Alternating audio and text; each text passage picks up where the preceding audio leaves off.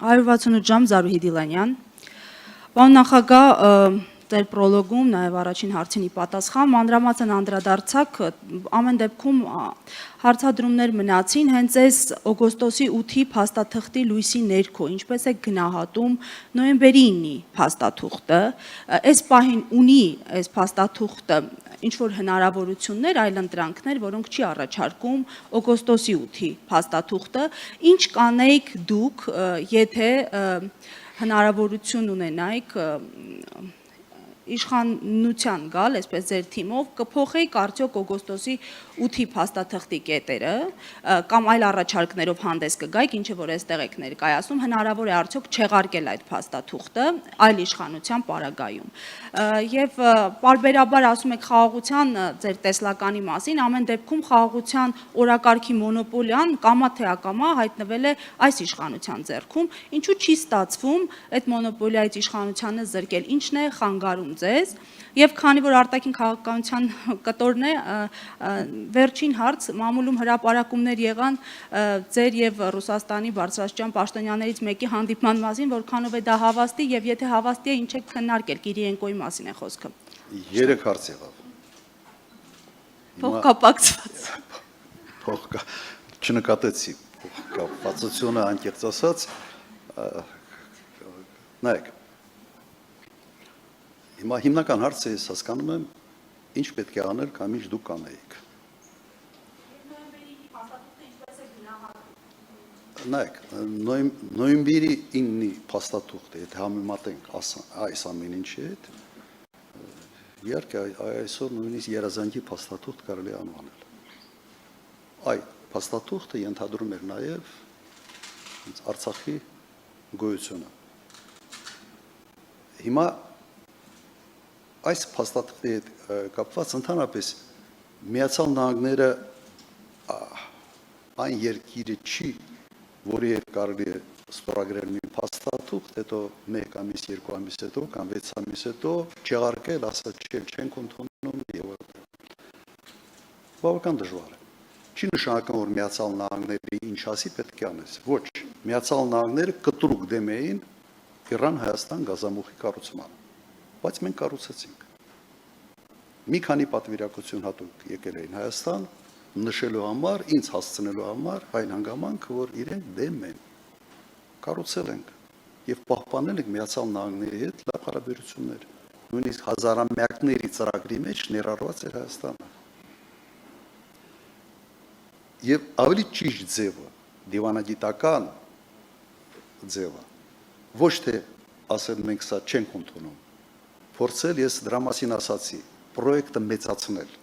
ցույց տալ Միացյալ Նահանգների հետաքրքրությունը ավելի մեծ պրոյեկտի մեջ։ Այնպիսի պրոյեկտի մեջ, որտեղ ներառված են նաև մեր շահերը, եւ որտեղ նվազում են ռիսկերը Միացյալ Նահանգների հետ կապված։ Որովհետև կարող է իսկապես ստեղծվել մի վիճակ, երբ օրինակ երասխի կտորը չի կառուցվում դեպի երասխ, դեպի Հայաստանի սահման Ադրբեջանի կողմից, եւ Միացյալ Նահանգները որևէ լծակ չունի պարտադրելու, որովհետև պայմանագրերով դա ֆիքսված չի։ Գիտեք ինչ ասելու Տրամպը այդ դեպքում։ Եթե այն հեռախոսով, որի մասին ուշում էին, օրինակ զանգեն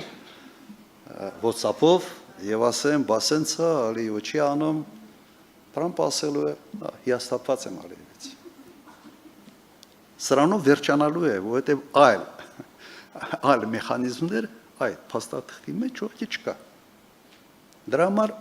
ես առաջարկեցի ոչ թե ուղղակի մերժել, այլ հակառակը, մեծացնել պրոյեկտը, ցույց տալ իրենց հետաքրքրությունը։ Թողնել անունը, եթե մենք ենք կառուցում։ Ասել սա Տրամպի ուղին է, շնորհակալ ենք Միացյալ Նահանգների այսպիսի հետաքրքրության համար, որ միջամտել են, որ փորձում են ինչ-որ հարց լուծել, բայց մենք ուզում ենք, որ հարցը լուծվի բոլոր կողմերի համար, ոչ թե հարց լուծվի մեկ կողմի համար։ Բայց սա է մեր, ու կարելի է դա անել։ Պատասխանեցի ձեր հարցին։ Հա, այդ արդեն 4-րդ հարցն էր։ Իշխանության ձեռքինը, գիտեք, հետաքրքիր է, որ պարադոքսալ է։ պատերազմ վերած մարդը խոսում է խաղաղության մասին։ Ես մեկ հարցազրույցի ժամանակ վերջերս ասել եմ։ Իսկապես 18 թվականին խաղաղությունից չէր խոսում, որտեղ կար խաղաղություն, բայց չկար խաղաղության օրակարգ։ Երբ որ խաղաղություն չի լինում, հայտնվում է խաղաղության օրակարգ։